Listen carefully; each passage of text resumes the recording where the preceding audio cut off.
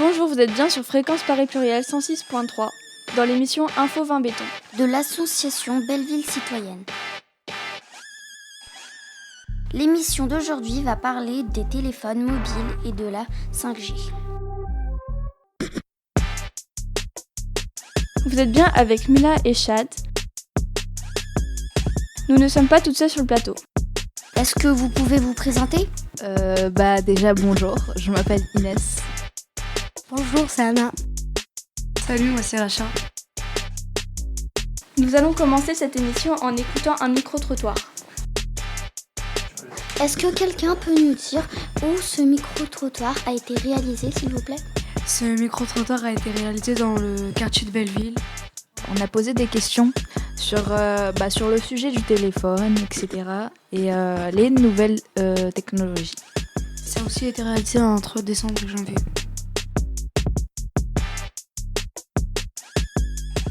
À quoi sert votre téléphone ? Je ne me rase jamais avec. Aller sur les réseaux sociaux, à acheter des choses. À envoyer des textos, parfois à lire des livres que je télécharge et à regarder mes mails. Et à travailler aussi, à faire des recherches sur internet et à me divertir. Rien, c'est vraiment, comme dit, c'est vraiment pour qu'on arrive à me contacter, mais sinon moi personnellement, il serait à la poubelle. À tout. C'est mon agenda, c'est mon téléphone, c'est mon réveil, je regarde vidéo dessus. Principalement, c'est la musique. Moi j'arrive en cours de route mais pareil que lui là. Moi numéro 1 musique et deuxièmement Instagram. Ah aussi regarder des fringues genre plein de choses. Genre en mode les réseaux sociaux, etc. Ouais, Netflix, voilà. Pour parler avec ses potes, etc. Si on fait une journée type, à me réveiller le matin, à tout de suite voir les mails qui sont arrivés, les textos que j'ai, je l'ai tout le temps avec moi. Je reste en contact avec mes amis GPS. Je pense avoir une utilisation assez classique de mon téléphone par rapport à l'âge que j'ai, c'est-à-dire 28 ans. Quels seraient vos problèmes si vous n'aviez plus de téléphone ? Aucun. Je suis écrivain, j'ai pas besoin de téléphone en fait. Pas pouvoir retrouver les gens, pas pouvoir fixer de rendez-vous, l'impression d'être un peu... être déconnecté quoi. Moi je l'utilise comme outil professionnel, donc mes clients pourraient pas me joindre et ça poserait de gros problèmes. Ça serait beaucoup plus convivial. Personne serait sur le téléphone déjà. On partirait de la maison, on se donnerait un point de rendez-vous. Et puis après, c'est free. Non mais moi j'ai besoin d'un téléphone moi. Parce que si tu tombes en panne sur le périphérique, t'as l'assurance pour appeler le dépanneur. Pas pouvoir prévenir mes parents si j'ai un problème, pas pouvoir m'occuper genre dans le métro, tout ça, pas pouvoir écouter de la musique. J'ai de la chance parce que j'utilise Google, alors du coup j'ai tout en contact avec mon ordinateur, donc je pourrais au moins récupérer mes numéros de téléphone et puis je pense que je serais obligée de retourner au papier. Je meurs, je vais pas être un câble parce que genre en mode c'est ma vie, oui, c'est ma vie mon téléphone. Je me mets en mode ermite, donc du coup je ne sors pas de chez moi. Pendant une semaine on lit des livres. Je suis resté 1 an sans téléphone et ça allait très bien. Donc j'ai fait mon travail, c'est-à-dire la musique. Et mes amis, quand ils voulaient me parler, ils venaient me voir. J'avais pas mon portable pendant 3 mois. Au début, je croyais que ça sera à la fin du monde. Mais à la fin, pour moi, ça va parce que tu as moins de choses qui vont te déranger. Rien de grave, c'est pas une maladie quoi. Faut juste trouver un truc pour compenser et pas y penser. Imagine t'es en vacances avec tes potes, là du coup ça va en fait. Après quand tu as ton téléphone, ça fait du bien parce que tu te dis que tu t'es désintoxiqué un peu. Je pense que le truc le plus divertissant c'est de communiquer, hein. Moi je parle à mes amis le soir.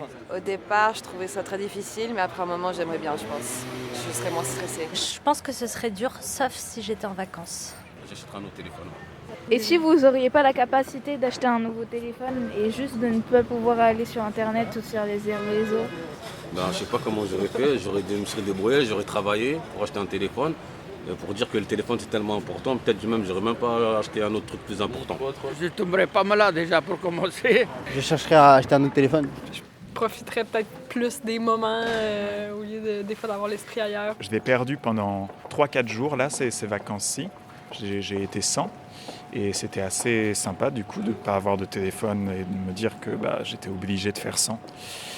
C'est quelque chose que j'ai apprécié en même temps. Je me disais aussi que j'étais obligé d'en racheter un et un téléphone de la même façon, un smartphone, parce que j'étais en contact pour le travail. Pour vous, quelle est la différence entre le smartphone, le petit téléphone avec les tout petits boutons et le fixe, téléphone fixe ? Alors, le fixe, c'est le téléphone originel, quoi. Hein. Voilà, c'est comme ça que ça fonctionnait, parce qu'il y avait un fil et tout ça. Le téléphone portable tout simple, c'est juste un téléphone. Et là, ça a énormément changé la vie des gens, puisque ça permettait d'avoir le téléphone dans la rue, n'importe où et pas seulement à la maison, donc on ne loupait plus les appels. Avant, les gens écoutaient leurs messages. Quand un copain appelait, tu rentrais chez toi le soir et tu écoutais les messages que tu avais eu la journée. Maintenant, tu peux répondre à tout moment. La différence, elle est là. Et la différence encore avec le smartphone, c'est que pour moi, le smartphone, c'est carrément un ordinateur embarqué sur toi. C'est que tu peux tout faire. Tu peux aller sur Internet, tu peux écrire des mails. Voilà, donc c'est pas simplement pour téléphoner, c'est aussi pour être relié à toute cette technologie dont on est entouré aujourd'hui en fait. Dans le temps, tu vois, les gens, ils avaient un téléphone fixe, ils avaient un fil à la patte, c'est-à-dire qu'ils avaient le fil sur le téléphone, tu vois. Maintenant, c'est le contraire, c'est le téléphone qui nous met un fil à la patte. Quand on était jeune avec le téléphone à fil, il fallait rester 3 plombes quand on avait une nana qui vous appelait pour pas rater le coup de fil. En cas d'urgence, évidemment. Et puis t'avais le père ou la mère qui décrochait dans l'autre pièce pour écouter. Attends, laisse tomber. Les jeunes de maintenant, même quand tu les invites, ils n'ont rien à dire, ils sont tous avec leur téléphone. C'est terrible. Il y a tout l'aspect Internet, on va dire, avec les applications et tout ça. Et puis après, il y a l'aspect mobile aussi. Est-ce qu'il y a des avantages sur le téléphone fixe? On manque jamais de réseau. Oui, c'est vrai, ça passe toujours le téléphone fixe. Ça marche tout le temps.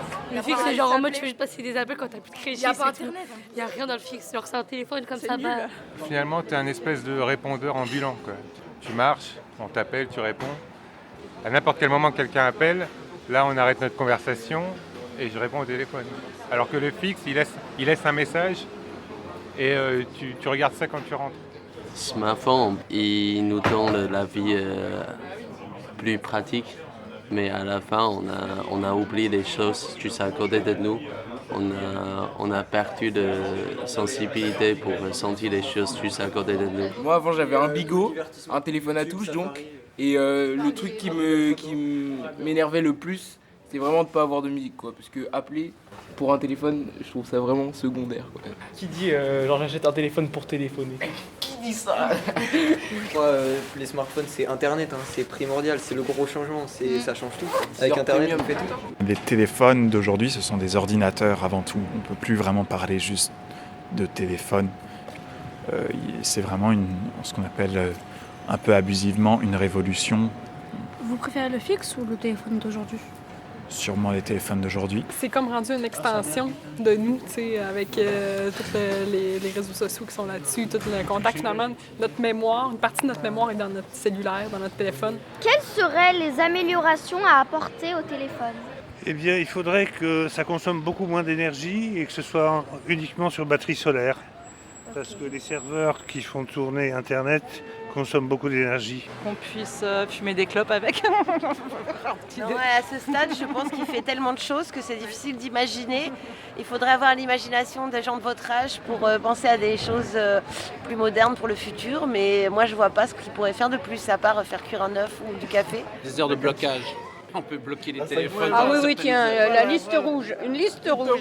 Il y a des pièces où ça marche plus, la salle à manger, la cuisine. La garantie de tout ce que tu fais sur ton téléphone ne peut pas être en quelque sorte accaparé par des gens qui te surveillent, quoi.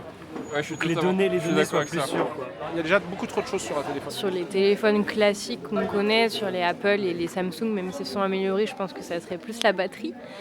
Et après, moi j'ai un téléphone, c'est un Crosscall, c'est un téléphone français, c'est les téléphones complètement étanches et tout, mais il est très lourd et il chauffe très vite. Franchement, je pense pas être super concerné par le sujet. Moi j'ai un iPhone SE depuis 4 ans et ça me va très bien comme ça. Je pense que d'ailleurs, et ça fait partie de la réponse, c'est qu'aujourd'hui les smartphones sont super perfectionnés, mais qu'en fait on s'en sert à 50% de leur capacité, quoi. Donc on achète des téléphones à 1 000 €. Mais est-ce que ça sert vraiment? Et donc plutôt moi, la question que je vais poser en réponse à votre question, c'est est-ce que ça sert vraiment d'avoir des téléphones comme ça aujourd'hui? Moi je dirais la qualité photo. Genre avoir des belles photos, c'est important. Non, je sais pas, moi non, je trouve ça déjà bien, je trouve ça déjà assez complet. La batterie. Ouais, la batterie. C'est vrai. Je trouve qu'il est déjà trop amélioré aujourd'hui. Parce qu'on passe notre temps à regarder notre téléphone.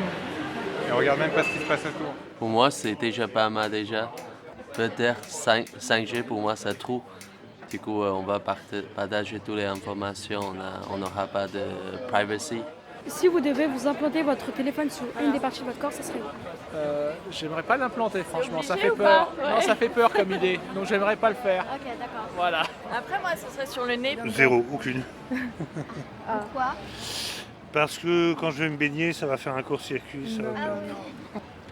Sur quelle partie du corps, je sais pas. Le pied, peut-être. Le plus éloigné de la tête. Aucune.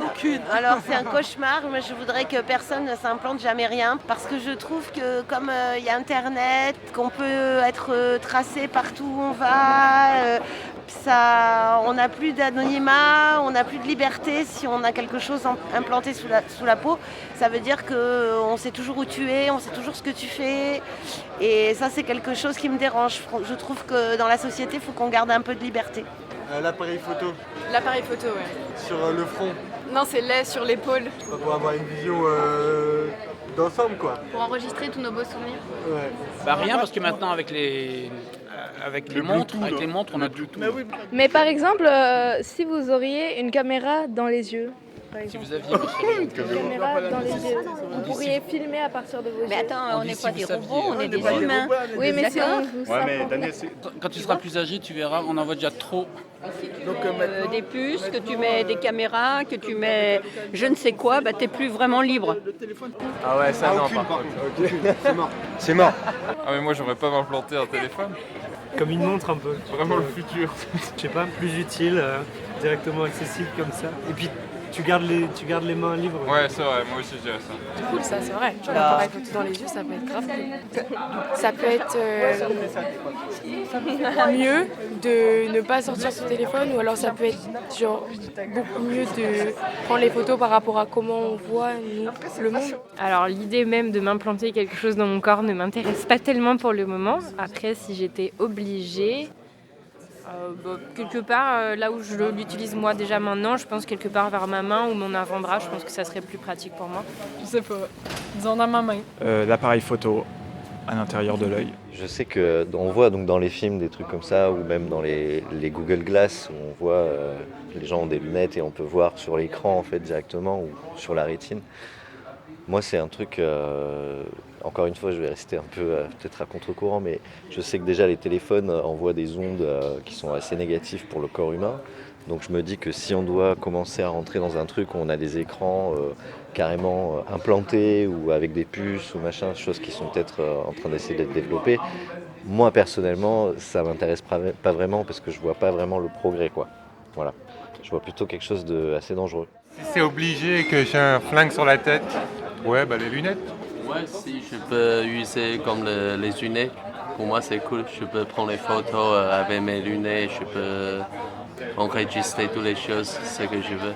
Ouais, moi je dirais la caméra. Mais même je trouve ça bizarre, mais c'est le seul truc. Non, ouais, moi la juste caméra, tu une gardes galerie tes photo, garder tous mes souvenirs dans un coin de ma tête pour les revoir. Mes écouteurs et 10 heures. Non, en des cours. photos instantanées. Ah oui, tu fais Genre, tu cliques avec tes yeux. Oui, imagine t'es épileptique.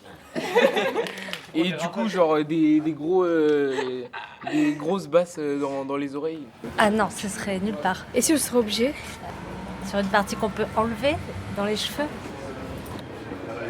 Je pense pas que je le ferais déjà, mais si j'étais obligée, dans le dos peut-être ou l'épaule là, je sais pas.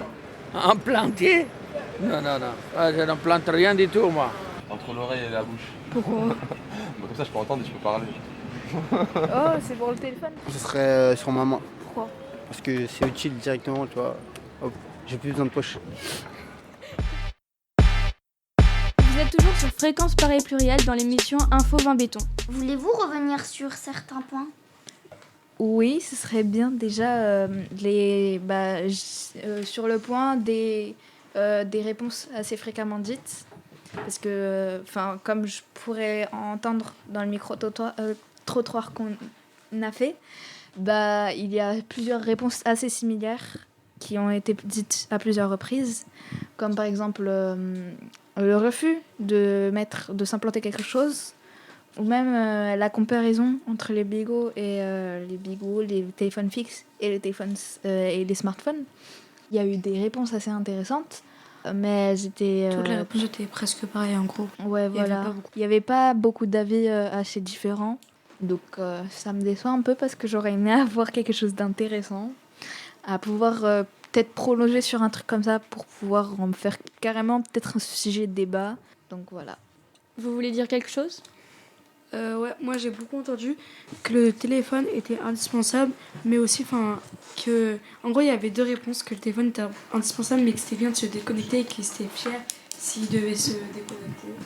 Moi, j'ai entendu plusieurs gens qui se sont dit, ils avaient pensé que les téléphones, ça servait à juste téléphoner et envoyer les messages. Mais sinon, ça servait pas beaucoup à eux. Mais c'est les vieux qui ont dit ça un peu. Les avis, ils changent par rapport à la différence d'âge. Par exemple, les plus âgés, ils disaient plus que le téléphone, il leur serve pour leur métier ou envoyer des messages ou des contacts et tout.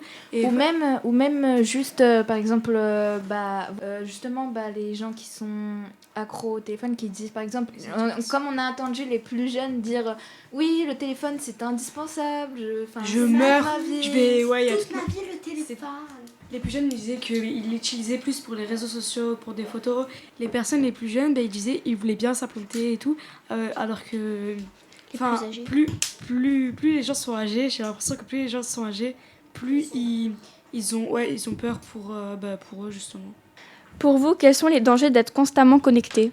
Je trouve pas que ça a vraiment un sens, cette question. Je comprends pas le sens de la question. Les dangers d'être constamment connecté. Il y a des gens dont c'est un danger, il y a des gens dont ils sont pas du tout en danger. Ça se trouve, pour une personne, être constamment connecté, ça a peut-être changé leur vie positivement et d'autres négativement. Donc les dangers d'être constamment connecté, je trouverais plutôt que ça a un sens les différences d'être constamment connecté ou pas. Moi, personnellement, mon avis, c'est que ça te fait mal à la tête un moment. Tu restes toujours sur ta télé et sur ton téléphone, tu te sens mal. Ouais, ça envoie des mauvaises ondes. Moi, je trouve que c'est pas le téléphone qui fait du danger. Je trouve que c'est la proportion où on est dessus. Plus plus ça procure du danger. Je sais pas comment expliquer.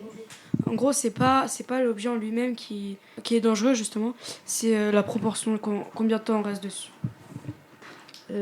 Pour moi, c'est pas un danger, je trouve. C'est pas un danger. C'est plutôt un petit nuage avec lequel on peut rester nous-mêmes. Est-ce que quand vous regardez ou vous parlez avec votre téléphone et que vous raccrochez, vous oubliez des choses à dire ou à faire ? Par exemple, dans ma tête, je me dis, alors je vais ranger ma chambre, je vais faire mes devoirs. Après, d'abord, je vais parler à ma copine, après, je vais faire ça ici. Après, par exemple, je vais rester, on va dire, 10 minutes sur mon tel ou sur ma tablette, sur un écran. 5 minutes plus tard, je vais tout oublier. Je sais pas pourquoi ça... Moi, ça m'arrive pas forcément parce que je fais directement tout en avance. Et puis quand, à la fin, j'aurai tout fait, là, je pourrais prendre tout mon temps qui me reste pour faire le reste. Pour rester sur mon téléphone.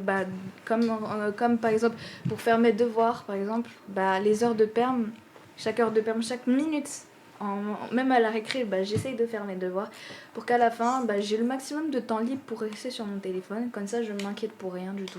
Et voilà, c'est tout.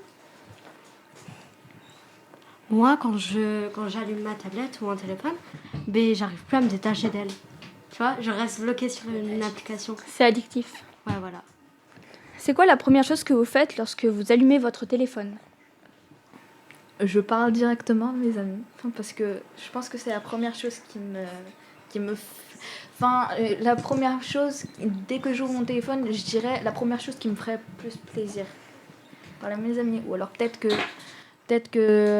comme par exemple j'ai une appli de dessin sur mon téléphone, si j'ai envie de dessiner, et j'allume mon téléphone et j'y pars directement aller sur dessiner parce que ça me fait plaisir tout simplement.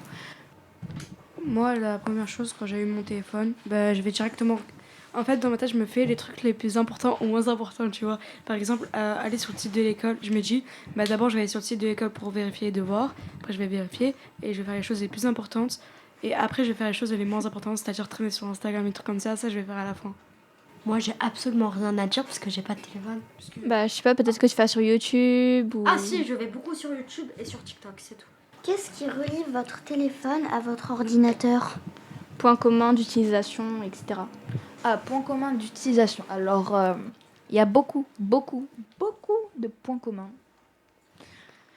La seule différence, c'est déjà la batterie. Et aussi qu'un téléphone... l'utilisation, la pratique et les possibilités. Sur un ordinateur, tu as beaucoup plus de possibilités de place déjà. Dans un téléphone, il y a moins de place que dans un ordi. Déjà, c'est sûr. On a accès à plus de choses, par exemple les sites de montage, les applis de dessin ou même juste des jeux vidéo. Moi, je trouve que le téléphone, c'est pareil, à part la place et les photos. Parce que, je crois qu'il n'y a que ça qui différencie pour moi, il n'y a que ça. Enfin, je veux pas dire, mais c'est un ordinateur, comme vous dites, c'est comme un téléphone, mais c'est beaucoup plus compliqué à transporter pour la vie de tous les jours. Oui, c'est voilà. un téléphone Ça portable. dépend parce que maintenant il y a la sortie des PC portables. Donc oui, c'est déjà sorti. Oui, mais c'est compliqué de le mettre dans son sac de cours pour aller au collège. Non, c'est pas compliqué, mais c'est pas plus. Pour être franche, un PC c'est limite moins lourd que 2 cahiers. Alors moi, je trouve que ça a absolument rien à voir. Un PC et un téléphone. Parce que un PC, tu vois, tu restes un peu dessus. Un téléphone, si tu restes longtemps dessus, ça veut dire que t'es sur une application. Un ordi, c'est pareil. Je vais revenir sur ce que a dit Mila, sur le transport.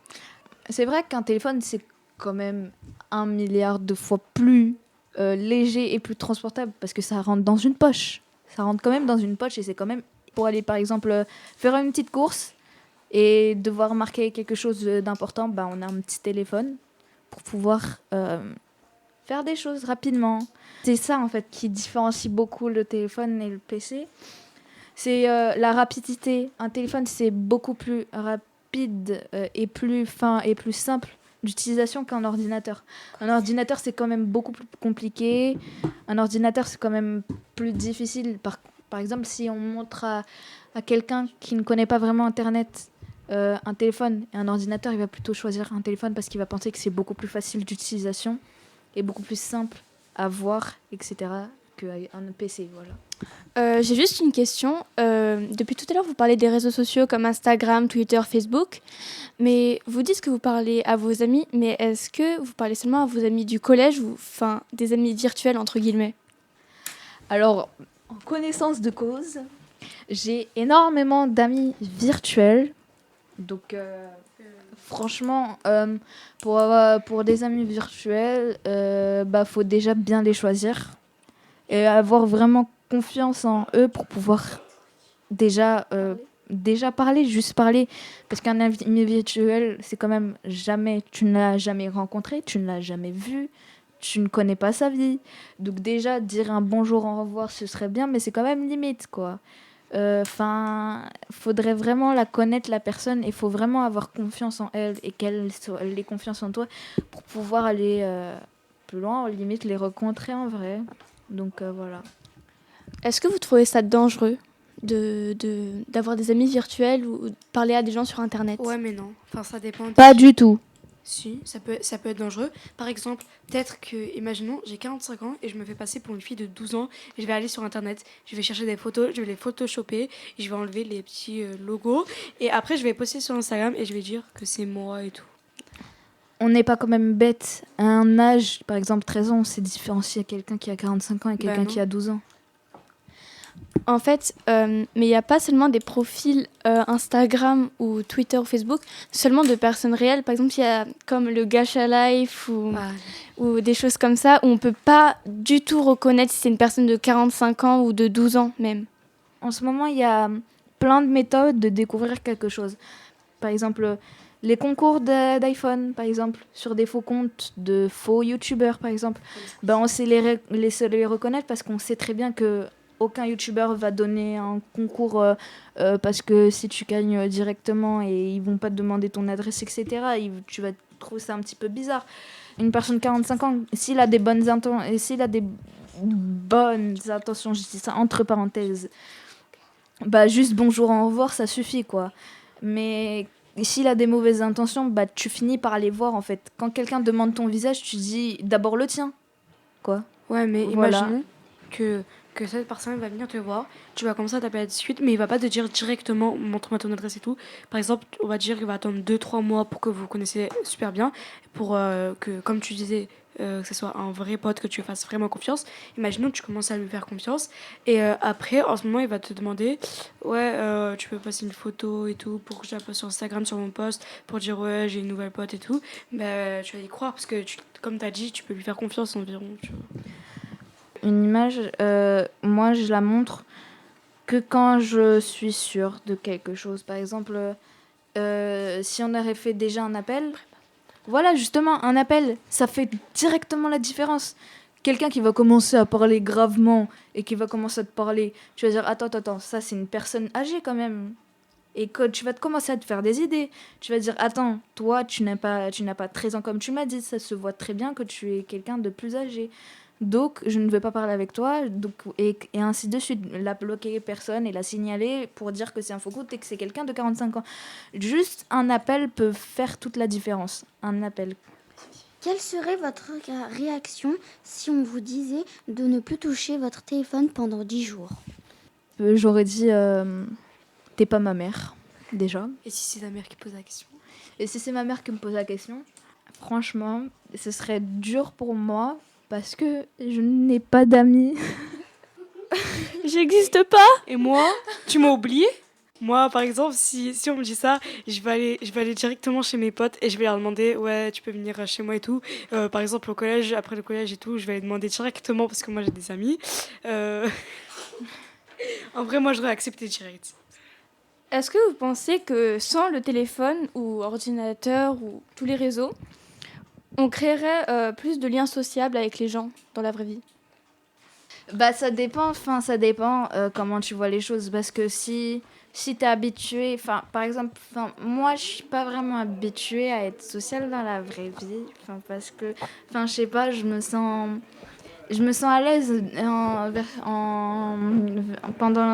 dans des circonstances différentes. Je me sens plus à l'aise sur mon téléphone que sur mon truc dans la vraie vie c'est un petit peu dur parce que dans la vraie vie les gens commencent vraiment à nous critiquer sur chaque chose qu'on fait et ça commence vraiment à m'énerver, donc c'est pour ça que j'aime pas la vraie vie parce que je préfère rester dans mon monde que plutôt être jugée à chaque seconde. Donc tout le monde va préférer ne pas être critiqué que d'être critiqué. Donc moi personnellement je me fais critiquer sur mes goûts, sur ce que je regarde, sur ce que je lis, sur ce que j'écoute, etc. Et ça commence vraiment à m'énerver. Et quand tu trouves des amis qui ont les mêmes goûts que toi et qui te comprennent, bah tu préfères rester avec ces genres de personnes-là que dans la vraie vie. Mais aussi, quand tu es derrière un écran, j'ai l'impression que les gens ont l'impression d'être plus puissants envers les autres et se permettent de critiquer plus facilement qu'en face.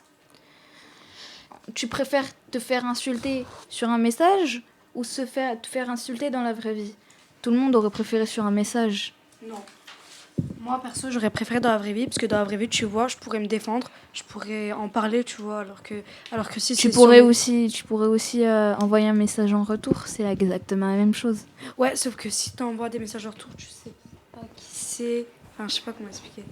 Si tu te fais critiquer sur la vraie vie, bah ça va pas changer dans les vaisseaux, quoi. Dans les réseaux. Ouais, dans les réseaux. Si tu te fais critiquer dans la vraie vie, bah ça va pas changer dans les réseaux, parce que, à part si tu changes de personnalité, tu vois. Dans la vraie vie, j'avale moins vite les choses que dans les réseaux sociaux. Quand je trouve un commentaire disant ouais tes dessins sont nuls, etc., je vais avaler ça mieux que si quelqu'un me l'aurait dit en face, quoi. Parce que tu connais la personne, tu sais ce qu'elle a derrière toi, etc. Alors qu'une personne inconnue, voilà. Si vous devriez créer un téléphone, ça serait quoi les fonctions hors du commun ? Les fonctions hors du commun. Alors, déjà, ce serait bien que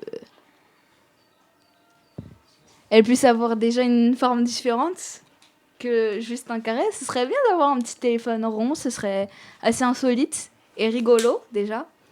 Genre comme dans les Totally Spice, vous voyez. Ouais, c'est qu'est-ce que je pensais dans ma tête ? Je viens de penser à ça. Et pouvoir faire comme un couteau suisse, tu vois. Alors moi déjà, ça serait ton téléphone pourrait être genre ton assistant toujours à côté de toi. Tu vois, pas comme Siri, un truc comme ça. Mais en vrai, genre qui te parle naturellement et tout. Déjà, je trouve qu'il y a trop d'améliorations. Mais si j'étais obligée, perso, ça serait, par exemple, si tu poses un truc qui sert à rien, grave inutile, mais que je kiffe. C'est-à-dire, juste, tu poses sur un endroit qui est rose, en fait, ça devient rose, tu vois. C'est comme un caméléon. Je trouve ça grave inutile, mais c'est trop stylé. Ou sinon, tu peux plier ton téléphone et il charge en même temps. Pour vous, quels seraient les inconvénients et avantages si vous auriez des lunettes connectées à votre téléphone ? Par exemple, vous voyez l'écran de votre téléphone dans vos lunettes. Déjà, pouvoir tricher en cours. Exactement. Pouvoir tricher en cours. Pouvoir... voilà, ça va devenir beaucoup plus rapide que même un téléphone. Question de photo, tu pourrais voir directement comme si c'était tes propres yeux. Et les trucs, c'est proche de l'œil, ça peut carrément te brûler les yeux. Enfin, peut-être, voilà. Quand tu es en cours et tu vois, t'as pas envie d'écouter la prof, qu'est-ce que tu fais ? Tu regardes YouTube sur tes lunettes comme ça et tu t'en fous des cours.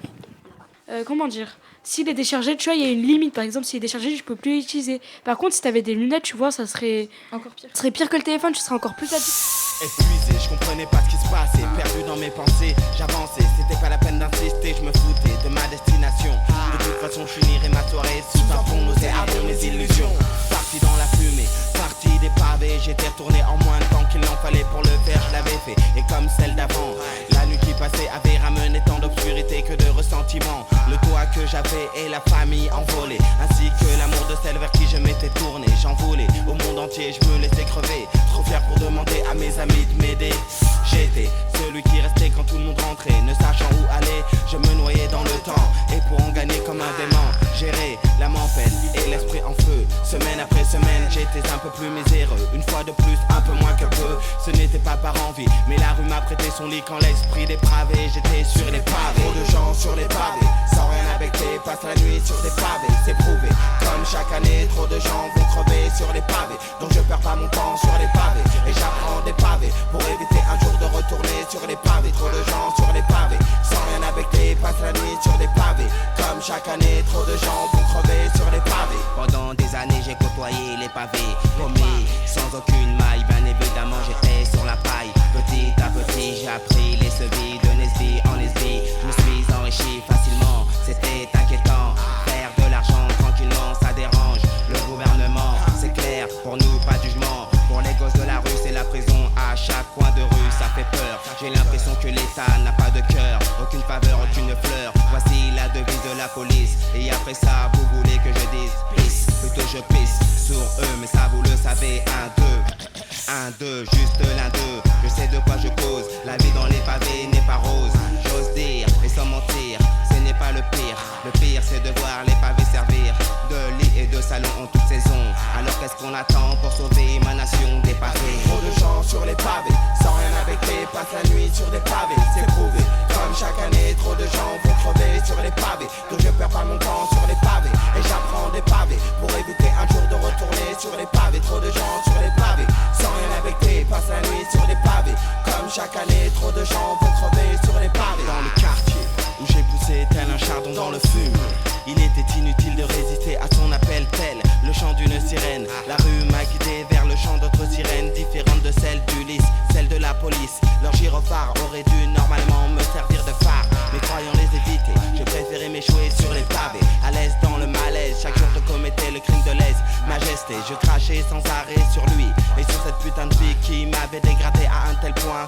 J'étais mal en point de voir mon destin incertain, comme ce gamin sans famille, le Rémi d'Hector. La rue est un mentor, d'accord, mais elle peut être aussi la cause de ta mort. Car si tu dors dans la rue, t'es foutu. Alors pour mon salut, j'ai dû bouger mon cul qui l'eût cru. J'ai ravalé ma fierté et accepté d'attraper les mains que me tendaient tous mes amis. Quand l'esprit dépravé, j'aurais pu crever sur les pavés. Trop de gens sur les pavés, sans rien affecter, passe la nuit sur des pavés. C'est prouvé, comme chaque année, trop de gens vont crever sur les pavés. Donc je perds pas mon temps sur les pavés, et j'apprends des pavés pour éviter un jour de retourner sur les pavés. Trop de gens sur les pavés, sans rien affecter, passe la nuit sur des pavés. C'est prouvé, comme chaque année, trop de gens vont crever sur les pavés. et j'apprends des pavés pour éviter un jour de retourner sur les pavés. Trop de gens sur les pavés, sans rien affecter, passent la nuit sur les pavés. C'est prouvé, comme chaque année, trop de gens vont crever sur les pavés. Donc je perds pas de temps sur les pavés et j'apprends des pavés pour éviter un jour de retourner sur les pavés. Sur les gens sur les pavés, sans rien affecter, passent la nuit sur les pavés. C'est prouvé, comme chaque année, trop de gens vont crever sur les pavés. Sur les pavés, merde. Vous êtes toujours sur Fréquence Paris Pluriel dans l'émission Info 20 Béton. Merci d'avoir répondu à nos questions. Rien. Maintenant, nous allons passer aux revues de presse sur la 5G. Alors moi, dans le journal L'Actu du 9 février 2019, j'ai trouvé des informations sur la 5G. La 5G est 100 fois plus puissante que la 4G. Grâce à la 5G, on pourra voir un match de foot en direct et sans coupure, parfaitement. On pourra aussi télécharger un film en quelques secondes. Il y a aussi des autres avantages à propos de la 5G. Il y a par exemple des diagnostics médicaux immédiats, des opérations chirurgicales à distance. Yannick Dreyer, chercheur en télécom à l'Université de Lorraine, a dit « La 5G est d'emblée plus sécurisée que la 3G et 4G ». Néanmoins, l'équipe de recherche dont je fais partie a montré que pirater les communications entre un appareil mobile et une antenne reliée sera toujours aussi facile. Tout comme identifier une antenne donnée. Les opérateurs et les États doivent encore travailler sur ces failles de sécurité. Merci. Nous allons passer aux deuxième chronique qui parle des problèmes d'écologie et de la 5G. La 5G a-t-elle des enjeux écologiques ? Alors, la 5G, alias 5e génération, est le descendant de la 4G. Différence, la 5G est 100 fois plus puissante que la 4G. Bien évidemment, ça entraîne des enjeux écologiques, comme la voracité de notre consommation. À vrai dire, la 4G, ça consomme plus que la 5G, mais les gens vont se dire, attends, la 5G, c'est moins puissant que la 4G, donc je peux l'utiliser plus facilement. Donc beaucoup plus de gens vont commencer à utiliser la 5G sans inquiétude, ce qui va faire beaucoup plus de consommation d'énergie. Et le deuxième exemple, qui est les data centers. Les data centers qui sont comme un grand centre avec plein de disques durs. C'est là où stocke toute votre consommation de 4G. Et non, la 4G n'est pas tout simplement quelque chose qui part dans l'air ou quelque chose comme ça. Non, ça part dans les data centers. Les data centers sont quand même des grands entrepôts qui sont situés plutôt dans les forêts. Donc il y aura la déforestation, malheureusement, pour mettre plus de data centers à cause de la 5G, vu qu'il y aura plus de gens qui vont l'utiliser. Et voilà. La 5G... Comme vous le pensez, ça va pas marcher sur votre téléphone. Bah non. Pourquoi ? Parce que la 5G ne marche qu'avec certains téléphones, comme le Galaxy Fold de chez Samsung, qui est au prix de 2000 €, qui est quand même énorme et excessivement cher pour certaines personnes qui ont quand même cassé leur tirelire juste pour pouvoir acheter ce genre de téléphone et donc jeter leurs anciens téléphones. C'est qu'ils vont regrouper malheureusement encore de la déforestation pour mettre quoi ? Non, pas des data centers, des cimetières à robots, mais sont des poubelles juste pour mettre les téléphones, etc. Il y en a déjà en Russie. Et donc, comme il y aura plus de cimetières à robots, il y aura plus de déforestation et qui fera quand même vraiment mal à la planète. Il y a d'autres téléphones, le Huawei Mate X qui est en vente à 2299 €, excessivement cher aussi. Et les gens qui vont être en 2020 vous auront envie qu'ils soient compatibles avec la 5G, donc vous forcez à acheter et donc abandonner leur dernier téléphone. Il y a aussi des bonnes choses comme Vanier Vogt, le cofondateur de Black Market, qui a voulu prendre les batteries de ces téléphones qui sont en fin de vie, les batteries, etc., pour en faire de nouveaux téléphones et pouvoir les reconditionner même, et pouvoir les revendre aux gens qui ont moins d'argent, qui ne peuvent pas acheter les choses pour prendre la 5G. Donc ça a quand même ça a des inconvénients, mais aussi des avantages dans le commercial. Merci beaucoup Inès. Et maintenant, pour notre dernière chronique, nous donnons la parole à Racha. Alors moi, j'ai lu dans le journal Reporter, le quotidien de l'écologie, moi j'ai lu que les personnes derrière la 5G peuvent pirater nos données mobiles, comme par exemple nos conversations téléphoniques et par messagerie, nos contacts, nos localisations. Par exemple, si tu es à Paris devant la Tour Eiffel, le gouvernement saura justement que tu es à Paris. Et ils pourront aussi savoir nos mots de passe dans les applications de la site web. Il y a aussi 40% de la population, c'est-à-dire 400 personnes sur 1000, qui va essayer de moins aller sur Internet à cause justement de ces problèmes. Si une usine utilise la 5G, un pirateur pourra prendre le contrôle de la chaîne de production et pourra les espionner. Et aussi, quand les voitures pourront marcher seules, c'est déjà le cas dans certains pays, les pirateurs pourront prendre le contrôle de la voiture et faire n'importe quoi. Grâce aux nouvelles technologies, la 5G, etc., un des risques, entre parenthèses peut-être, est que le gouvernement puisse avoir accès à nos données personnelles et s'en serve pour nous contrôler. Par exemple, en Chine, il existe déjà un système à points. Là-bas, nos données personnelles passent sur des grands écrans dans la rue ou dans les aéroports, etc. Les personnes sont notées sur 10 étoiles. Le gouvernement a installé des caméras qui, quand tu passes devant la caméra, en fait, ils peuvent voir combien tu as d'étoiles, ils peuvent voir ton adresse, ton nom, ton prénom, etc. Et les personnes avec moins d'étoiles qui passent sur la liste noire, ils passent en dernier sur les achats, par exemple, pour des tickets de métro ou pour s'inscrire dans des écoles, etc. En fait, je passe en dernier. Mais quand tu as plus d'étoiles, tu payes les bus à moitié prix, etc. Et c'est pas qu'en Chine, et c'est aussi aux États-Unis, par exemple, avec l'exemple de Edward Snowden. Edward Snowden est informaticien à la NSA, National Security Agency, et découvre que la NSA possédait des informations assez privées de chaque personne aux États-Unis. Pour quelques exemples, là où vous allez, là où vous pouvez aller, vos projets, vos contacts, vos emails, les gens avec qui vous fréquentez, les sites que vous fréquentez aussi, et etc. Et donc, les États-Unis, bien sûr, vont être assez contre ça parce que c'est censé être secret. Donc, maintenant, il est plus informaticien, il est devenu lanceur d'alerte. Donc, il est parti dire dans un journal appelé le Washington, et donc ça a été publié en grand public, ce qui a fait énerver les gens, bien sûr. L'État a été contre Edward Snowden, donc il s'est exilé à Hong Kong et a décidé de faire l'asile en Russie. Le 23 juin 2013, il est en asile en Russie, et la Russie a décidé de prolonger jusqu'en 2020, donc maintenant. Donc ça a fait beaucoup parler, dont certaines personnes ont fait des films, comme Oliver Stone, qui a fait un film sous le titre de Snowden.